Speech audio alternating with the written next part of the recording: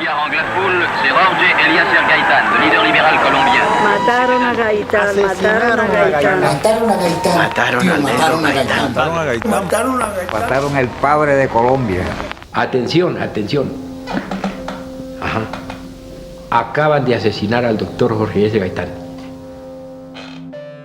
Después del periodo de la violencia detonado por el asesinato de Jorge Eliezer Gaitán, los cambios se hicieron inevitables en el país. Muertes, expropiación de tierras, violencia arbitraria por parte del ejército y la policía, consolidación de grupos insurgentes, migración del campo a las grandes urbes, entre otros, fueron algunas de las consecuencias que marcaron este periodo de confrontación bipartidista entre liberales y conservadores. Es entonces cuando se hace necesario una alternativa moderna para el manejo de la administración pública. Y el domingo 1 de diciembre de 1957 se aprueba el plebiscito del Frente Nacional, una medida que legitimizaba a ambos partidos alternarse el gobierno del país y acabar con la violencia entre los mismos. Sin embargo, esta fecha es recordada por otro hecho histórico, conocido como el primer movimiento feminista. Ese mismo día, 1.835.255 mujeres ejercieron el voto por primera vez en el país.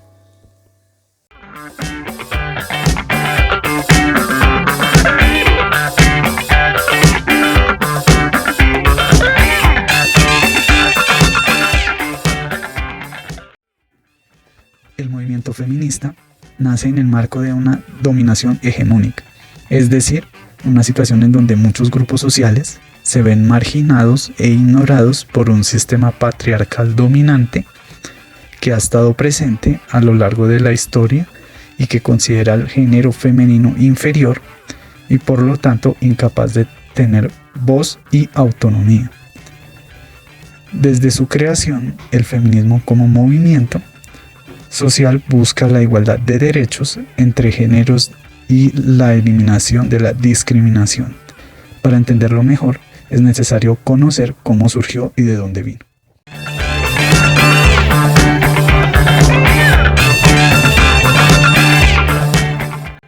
Los hechos injustos considerados por el movimiento no solo eran culturales, sino también de carácter político, económico y social. En primer lugar se encuentra la identidad femenina asociada estrictamente al hogar, la maternidad y el ámbito doméstico, y su consideración como un ser débil, opuesto e inferior al hombre.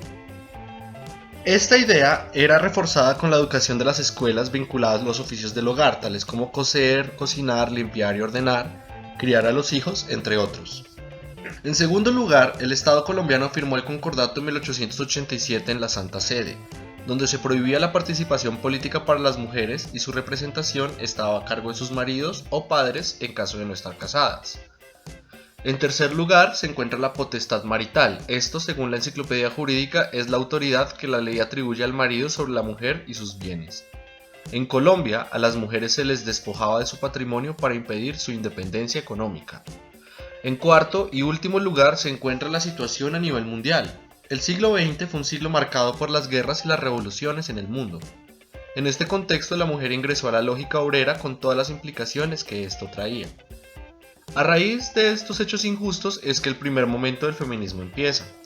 Una lucha por la igualdad de derechos laborales no solo remunerativos, sino también en la protección de la integridad.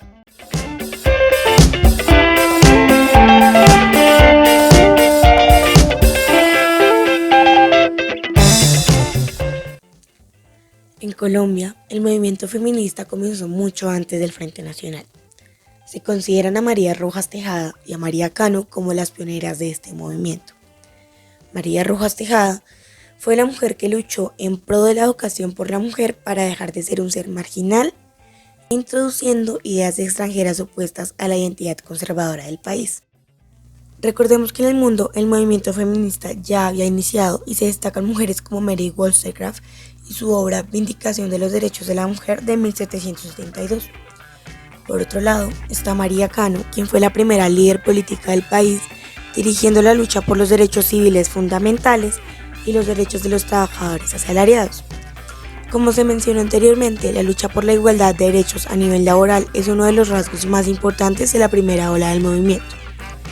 También figuraron mujeres como Betsabe Espinal y la primera huelga de obreros en el país, y Ofelia Uribe de Acosta con su lucha por la educación mixta y el ejercicio político de la mujer. A este punto se hace necesario comprender que fue el acceso a la educación lo que inició con el cambio en la vida de las mujeres.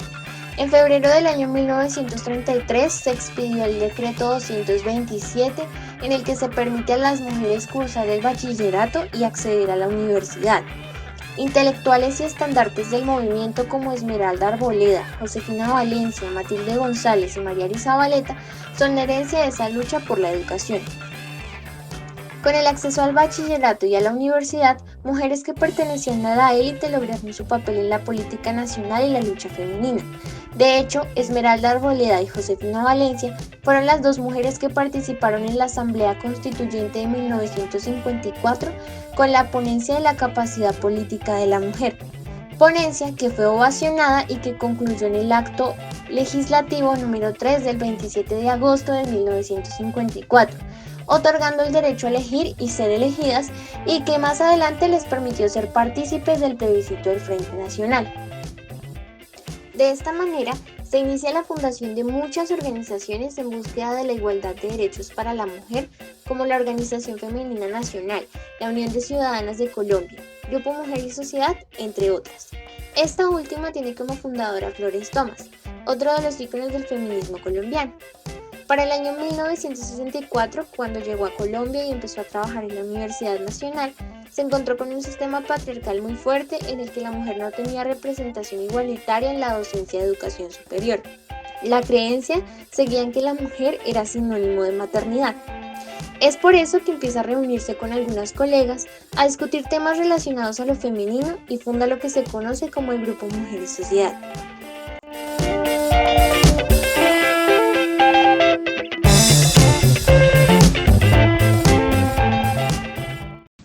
O sea, cada vez vamos a encontrar menos mujer como Dios manda y hombres machos al otro lado.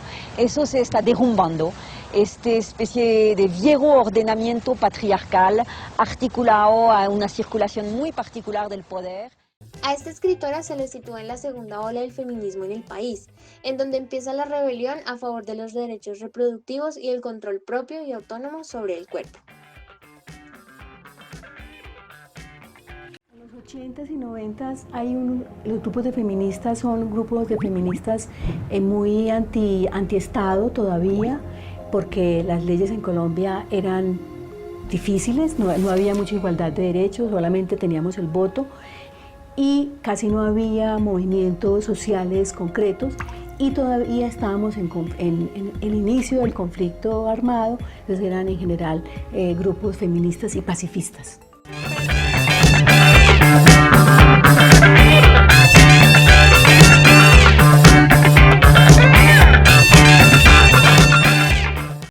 Hola, mi nombre es Ingrid Mora, tengo 18 años, llevo 3 años haciendo activismo feminista, pero toda mi vida he tenido diversas cuestiones sobre roles de género, roles de poder, sobre mi propia sexualidad, sobre la expresión de género, entonces pues todo esto desembocó como esta búsqueda hacia respuestas que encontré en el feminismo. El mundo blanco empieza esta lucha por los derechos civiles, posteriormente por los derechos reproductivos y posteriormente con la teoría queer llega también la lucha por la sexualidad, por la identidad y en fin. Mucha gente asume que, y hasta las mismas feministas, quizás yo pueda estar equivocada, pero hasta ahora esta es mi posición, que la lucha feminista es una lucha que aboga únicamente por la emancipación de la mujer, pero me parece interesante una reflexión que hace Patricia Violi en su texto El infinito singular, donde plantea que la mujer nunca puede enunciarse a sí misma, ¿sí? No puede tener un agenciamiento propio, porque por ejemplo en un lenguaje como el español tiene que utilizar no solamente adjetivos masculinos para reconocerse, sino que también tiene que ser parte de unas estructuras. Entonces, cuando ella se identifica dentro de estas estructuras, pues no se identifica como mujer realmente. Y eso es lo que pasa más o menos con esta situación. Buscar solamente la emancipación de la mujer reconoce a la mujer como un sujeto subyugado por el hombre. O no por el hombre, sino por el patriarcado. Entonces, en el momento en que la mujer pueda lograr esa emancipación, perderá cualquier identidad. Entonces, por eso yo creo que quizás es una lucha un poco más amplia que no solamente involucra una realidad social, que es lo obvio y pues es donde se ve la transformación, sino también una realidad espiritual, una realidad individual, psicológica.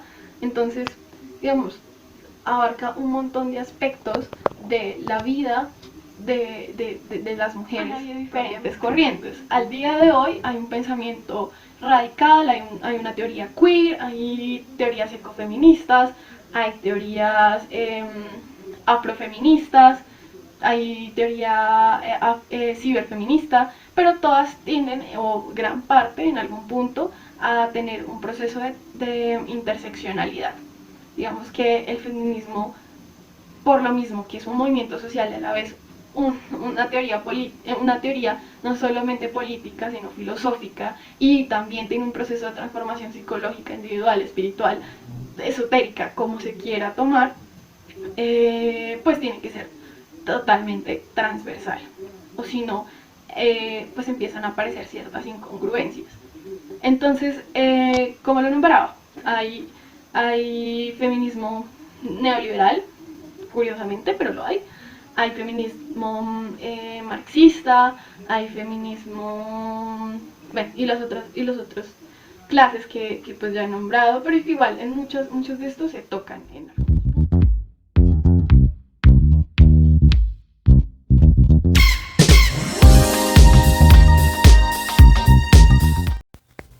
El feminismo es un movimiento pluralista en donde las personas involucradas no están de acuerdo en muchos aspectos. Es un movimiento diverso. Sin embargo, Beatriz Quintero resume el movimiento en dos objetivos centrales y básicos, que son la igualdad de derechos entre géneros y la eliminación de la discriminación. De igual manera, el movimiento también tiene como objetivo defender a los grupos subestimados y discriminados por el sistema patriarcal dominante. El movimiento feminista yo lo resumiría en solo dos estrategias: la búsqueda de la igualdad y la eliminación de la discriminación. Si miramos esos dos puntos, el movimiento feminista está enmarcado: participación política, derechos sexuales y reproductivos, violencia contra las mujeres. Esa sería la lucha del movimiento feminista.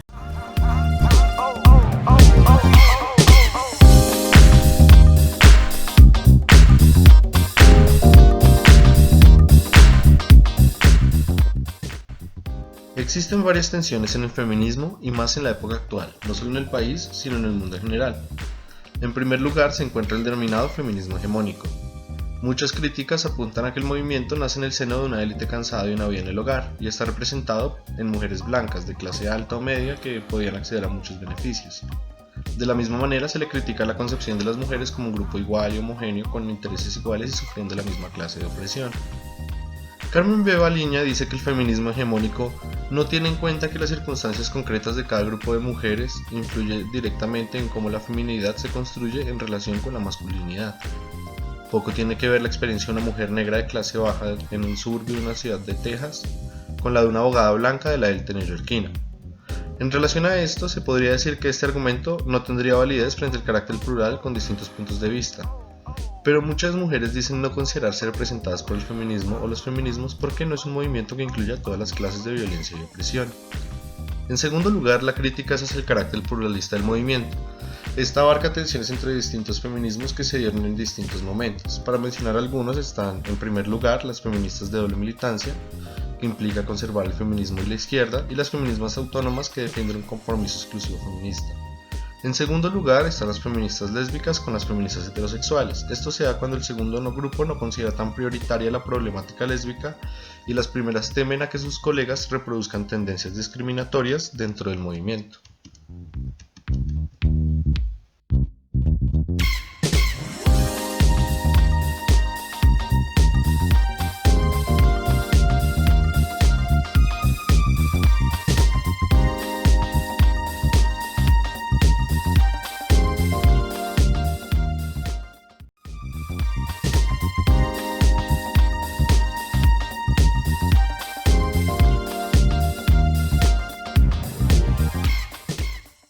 Entrando en materia y tomando la comunicación como construcción de sentido, vemos que el feminismo ha levantado su interpretación del mundo a partir de la reunión y discusión de temas de interés. Esmeralda Arboleda y Josefina Valencia en la Organización Femenina Nacional, Flores Tomás en el Grupo Mujer y Sociedad, Rosa Turizo de Trujillo con Unión de Ciudadanas de Colombia, Beatriz Quintero en el Colectivo de los Lunes y muchas más. Todas empezaron a reunirse, a conversar y a intercambiar sobre los temas que incumben a la mujer, desde los derechos civiles hasta los sexuales. Sus grupos se caracterizaron por ser grupos lectores, en donde obras como El Segundo Sexo circulaban e iban acompañadas de una empanada con yogur. El movimiento nace como un resultado de la reunión y acuerdos de estos grupos que se juntan por sus intereses y objetivos en común.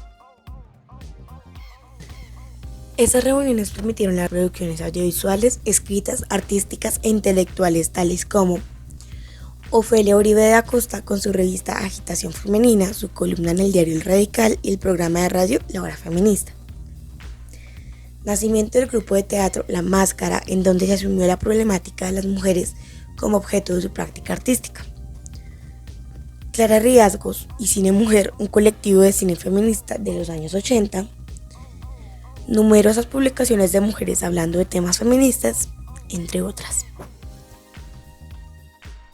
Estas producciones contribuyeron a extender el feminismo a otros lugares del país y no solo en las grandes urbes colombianas. Actualmente, en la cuarta ola del feminismo, los medios masivos de comunicación permiten la difusión de performance, marchas, expresiones artísticas y demás.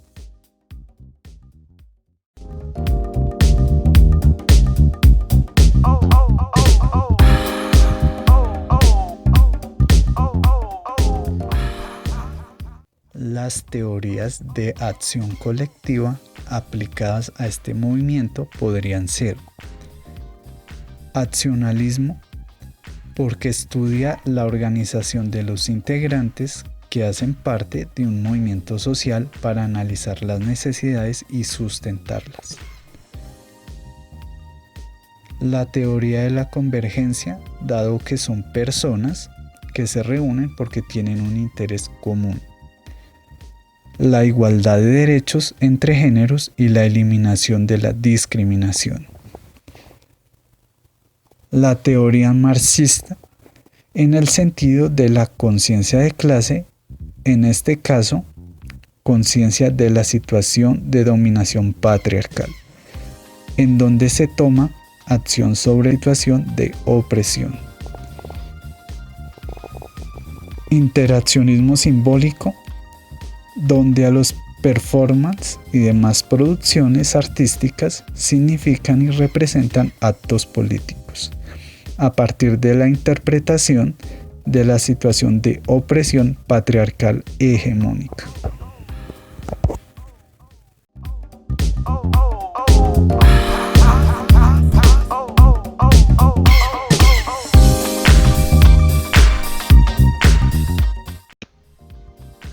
Es claro que aquello que incumbe a este documental es la comunicación y la acción colectiva aplicadas al movimiento feminista colombiano. Como ya se mencionó, la comunicación permitió la construcción de sentido del movimiento y el interpretar las situaciones que las mujeres han vivido, viven y las que en un futuro pueden llegar a vivir. Es un movimiento que de alguna u otra manera permitió el tránsito a una sociedad democrática moderna y que en la actualidad permite la diversidad del discurso político. De seguro habrá otras cosas que pasarán y que terminarán por marcar la cuarta ola del feminismo. Por ahora, el punto de vista comunicativo como intercambio entre personas y construcción de sentido es de suma importancia.